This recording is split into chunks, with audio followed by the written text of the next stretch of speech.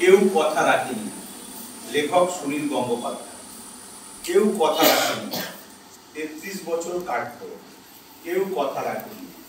ছেলেবেলার এক বষ্টমী তার আগমনী গান হঠাৎ থামিয়ে বলেছিল, শুক্লা দ্বাদশীর দিন অন্তরাটুকু শুনিয়ে যাবে।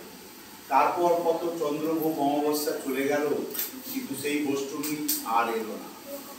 25 বছর প্রতীক্ষায় আছে। মামার বাড়ির মাঝি নাদের আলী বলেছিল, বড় হও দাদা ঠাকুর, তোমাকে আমি 3 প্রহরের বিল দেখাতে নিয়ে যাব। সেখানে পদ্ম ফুলের মাথায় সাপ আর ভোমর খেলা করে।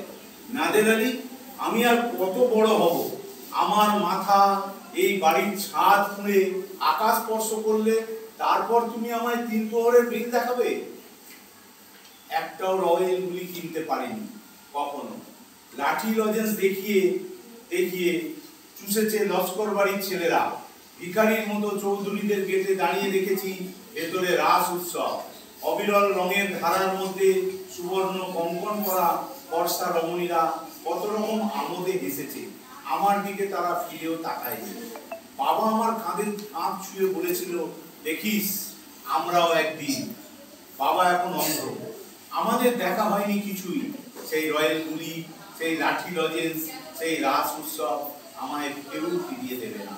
বুকের মধ্যে সুগন্ধি রুমাল রেখে অরুণা বলেছিল, যেদিন আমায় সত্যিকারের ভালোবাসবে সেদিন আমার বুকেও এরকম আদরের গন্ধ হবে। ভালোবাসার জন্য আমি হাতের মুঠোয় প্রাণ নিয়েছি, দুরন্ত ষাঁড়ের চোখে বেঁধেছি লাল কাপড়, বিশ্ব সংসার তন্ন তন্ন করে খুঁজে এনেছি 108টা নীল পদ্ম। তবু কথা রাখেনি করুণা। এখন তার মুখে শুধু মাংসের গন্ধ। এখন সে যে কোনো নারী। কেউ কথা রাখেনি। 33 বছর কাটল, কেউ কথা রাখে না।